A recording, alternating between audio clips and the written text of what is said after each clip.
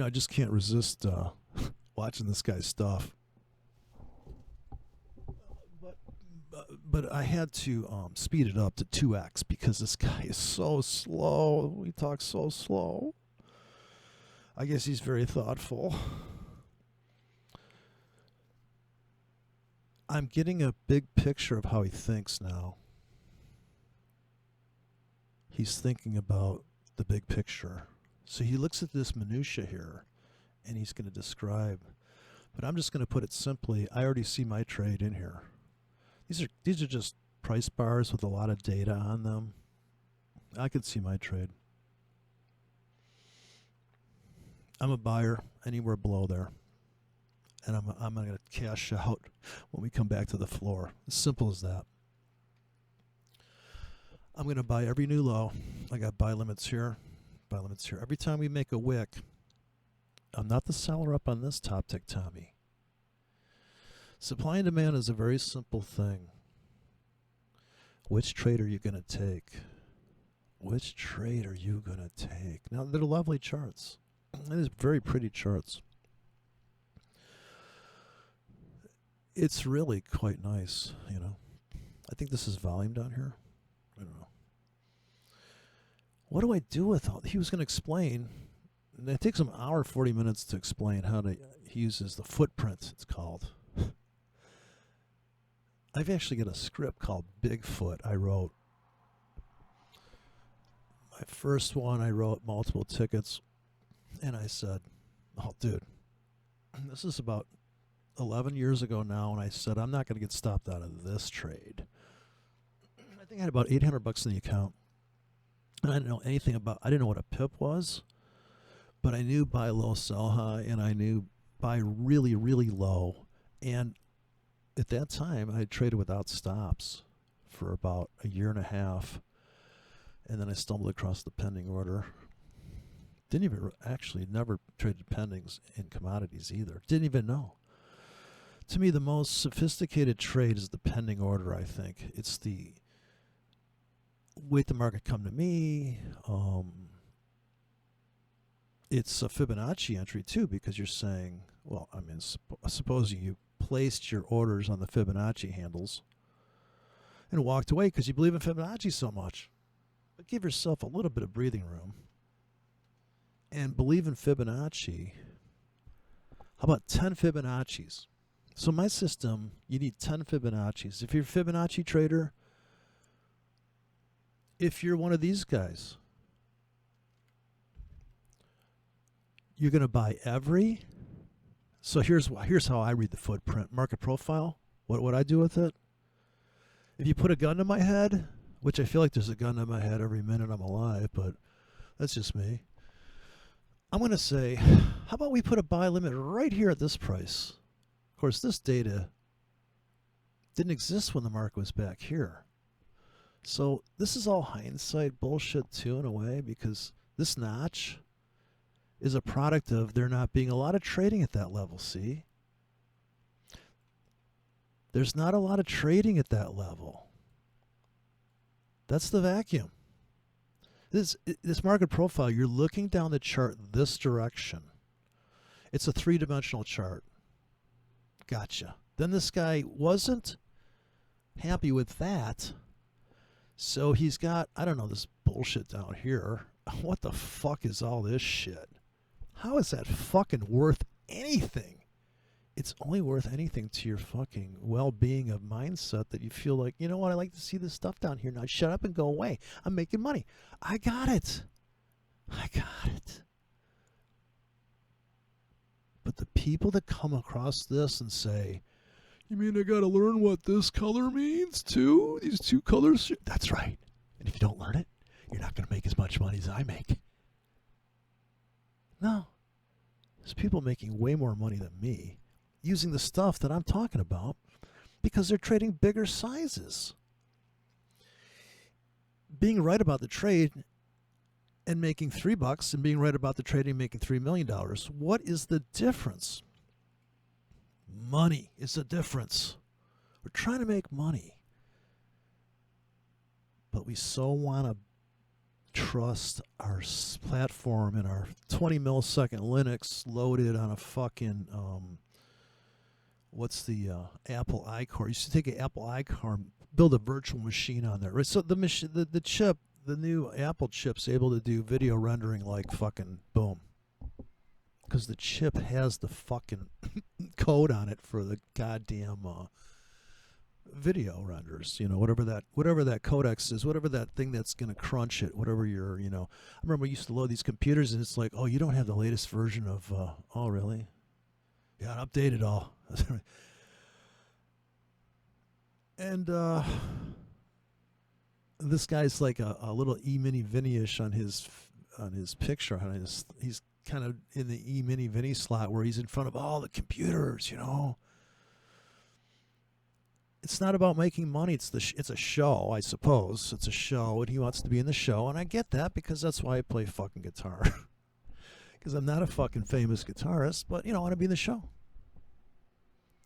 And, no problem with my monitor here. I want to be in the show too, you know. I want to play along. So that's what it's really about in the end. Yeah, because I could show somebody how to make money. If they wanted to make money and they didn't mind risking $5 a trade, but you're going to do 100 trades, so you're risking $500. You know, this is the idea of having a Glock 40. A Glock 40 rounds, dude. Like, I don't have to be that fucking good at shooting. How good do I have to be at trading if I'm just going to lather the market? But no, what this guy has done is built, because this is a very expensive market to trade. He's chosen to bring all forces to bear on the on the high frequency level, all this shit. If you listen to what he says here, well, he's not lying. He says, what's going on here, I don't even know. You don't have to know what's going on in there, babe. And you don't have to look at the market profile. This is all fucking bullshit, because you know what? This price don't matter no more. That's where you were supposed to get in, right? Right where my orders are. It's funny how that works out. Like, I'm buying into this. I'm selling into that. I'm up on this trade because I scalped off the top. I see my trade. How hard can this fucking be? But this is making him feel safe. Ah, big volume bar. I think it's going to go up. Really?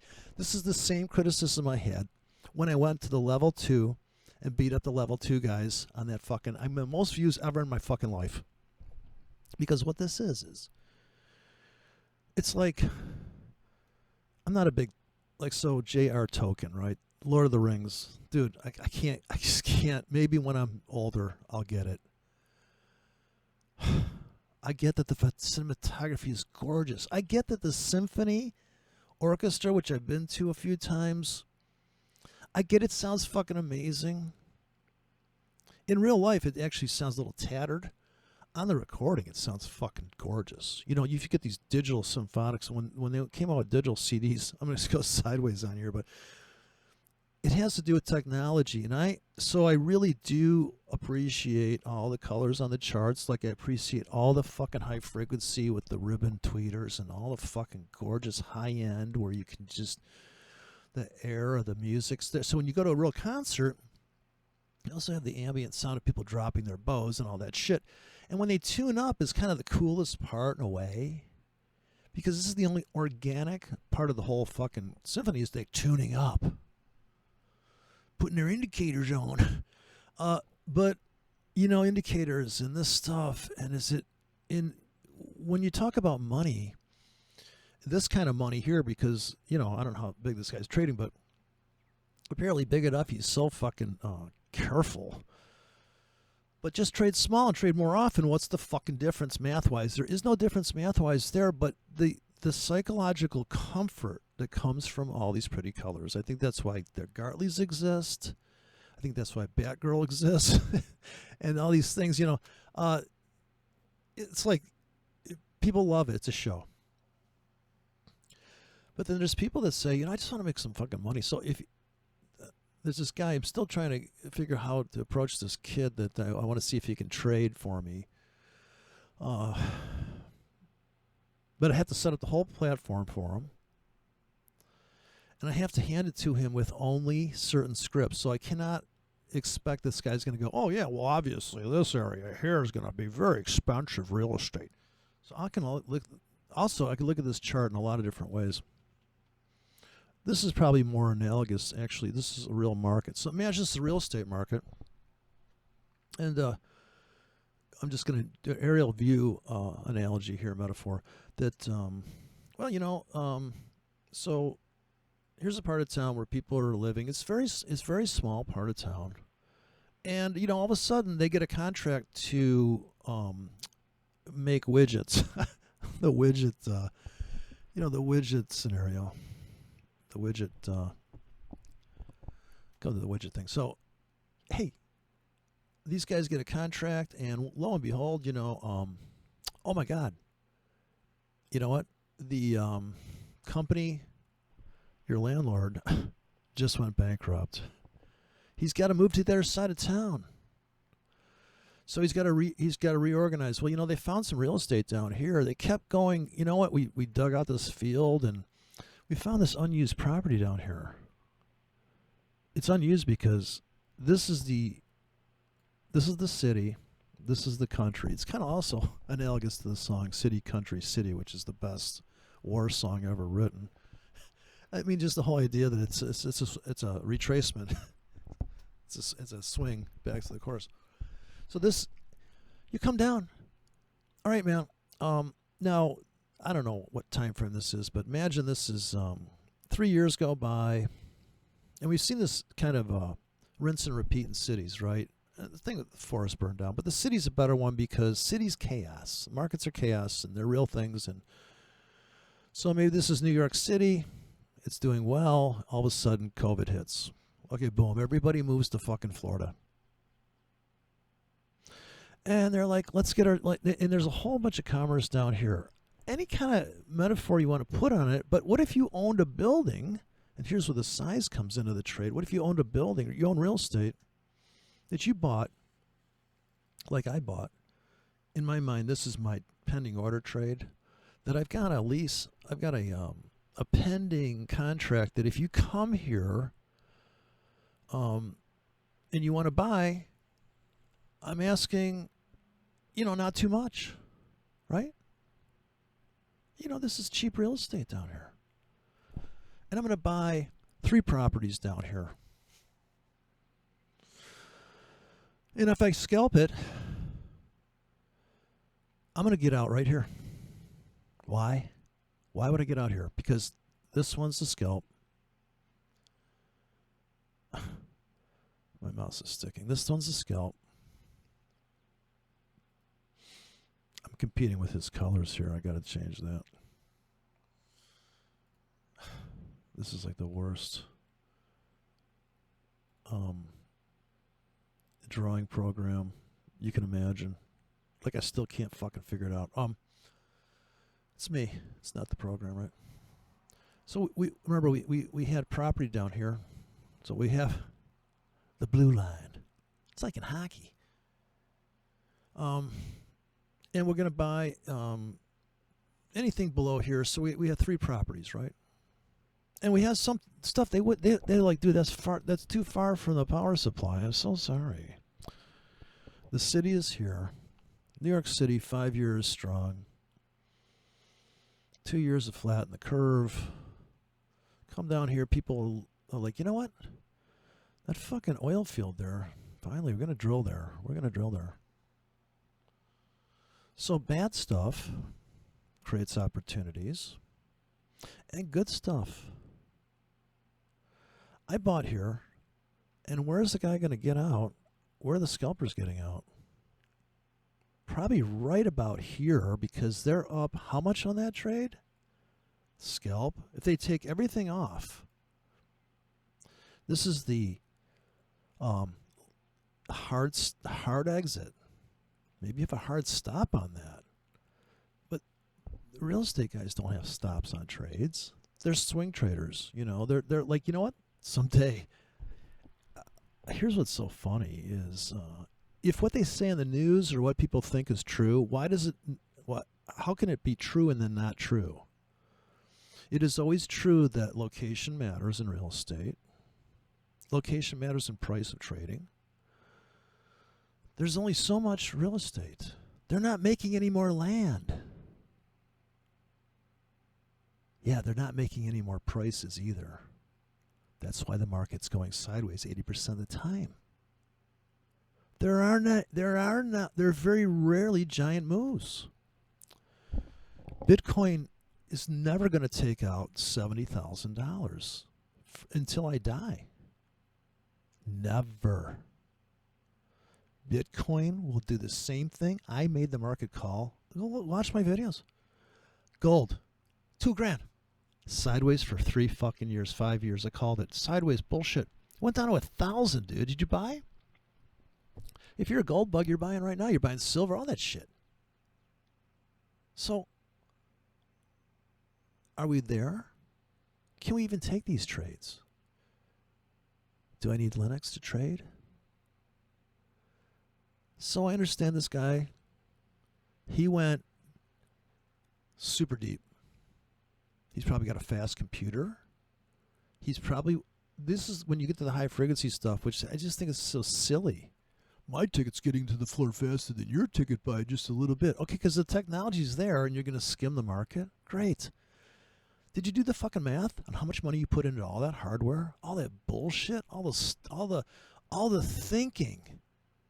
Of course, you would be better off writing a code robot that goes out and just does shit than a hardware-based, electricity-based. I cracked up watching these guys do a documentary on high-frequency trading. I watched the whole doc. I mean, I know what it's about. These guys got these fucking dishes queued up to each other. They probably get better signal on a less humid day. And they got from New York to Chicago, boom. We're in. Equal cord lengths to the fucking computers. Nobody's got an advantage here. It's like NASCAR. Yeah. No, the guy behind the wheel of the fucking NASCAR, that's the guy who's doing it. The hardware is not your fucking problem. The indicators, in other words, all of this profiling and minutia tick charting has nothing to do with the fact that the market's going down. It's going down. Should I buy? Okay. I'll wait. I'll buy lower. I'll wait in the morning. I'll buy in the morning. All right, I have a price in mind. Isn't that what trading is? Does it need to be more complicated than I think it? Yeah, you know what? Down here, yeah, I think down here, buy. So the scalpers get out here. The big investors, the guys that could afford to buy all this real estate. Oh boy. They cash out here, see? Then it pulls back. Top becomes a bottom. Here comes the trend traders. Their moving averages is turned up. Or here comes we kind of into the void, right? We filled that pocket. You could get in here and you could make this much money very quickly. Or, like in other words, you're the guy that says, oh man, this market's about to, I mean, there's like the numbers come out after 3 years of they moved to New York. Now they moved down to Florida. And they're like, wait a minute. People are like,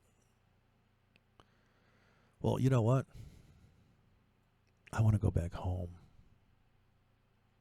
I miss New York. Right here, the news comes out. New York has changed. They got rid of their socialist mayor, their communist dictatorships. The public schools have been destroyed. Thank God for that. Never complain when you send your kid to a government school that they're fucking your kid. That they're making your kid wear a dress. Dude, it's a government school. Get a clue. Big fiery, big bulge here. He's going to say big bulge here. A lot of traders here. A lot of traders here. People scalp to here. Yeah, it's so stupid, dude. Pick a fucking trade and take it. He's hiding out psychologically in all this stuff. Now, here's the guy says, you know what? I'm selling everything that I bought, all my real estate, and I'm going to New York. I guess in New York, boom. Or maybe this is, like I said, this is long time real estate up here. I'd get out right there. I'm out of that trade right there. Or I'd start selling. Actually, I'm up a little bit on the scalp off the top.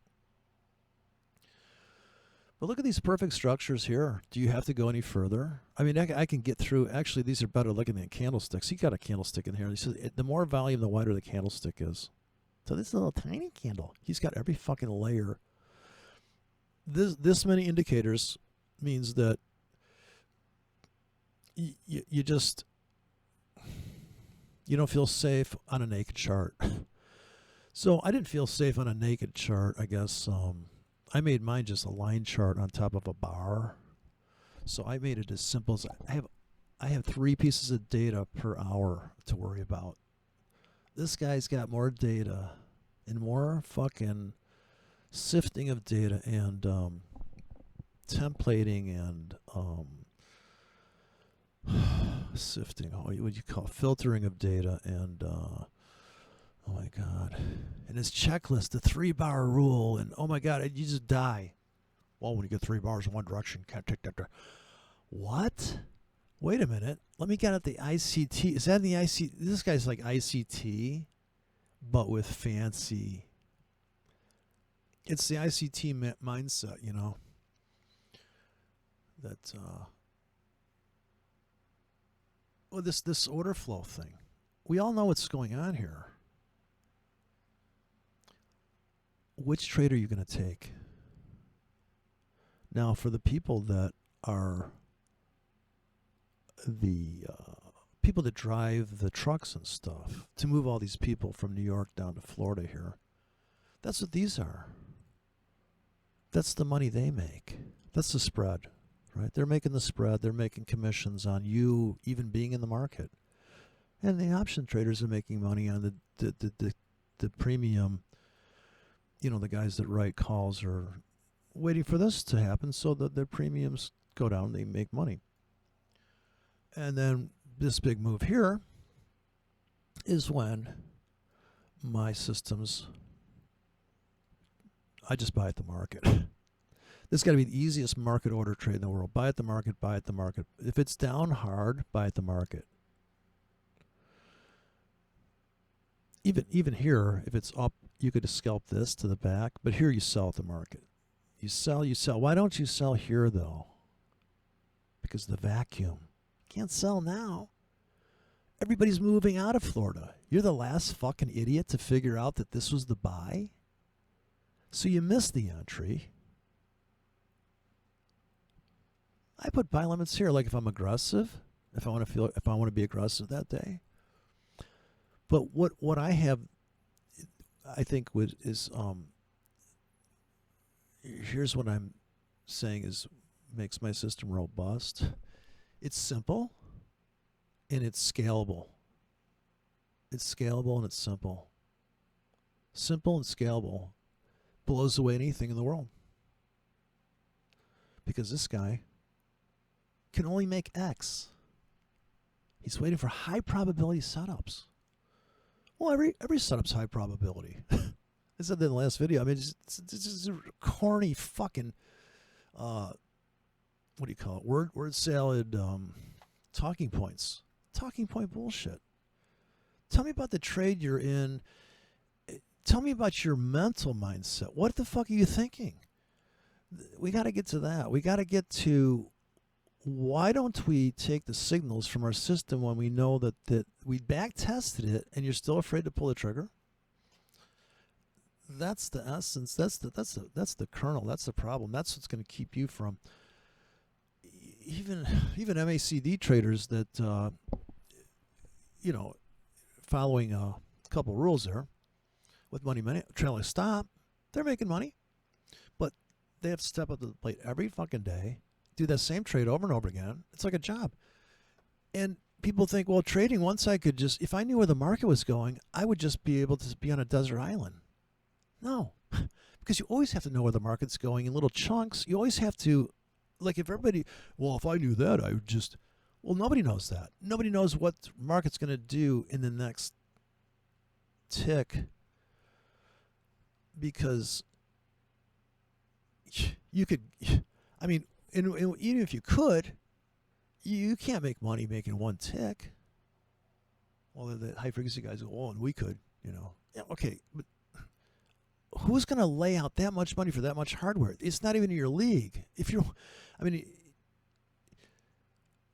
most people can't buy electric cars so they can crash the grid, what are these people thinking? Think about that. It's almost like this is the electric car now. All this indicator shit. Well, if everybody just had level 2, then everybody stare at their screen going, I don't see anybody putting trades on. Yeah, we're all staring at each other's levels. It's crazy. Anyways, that's that.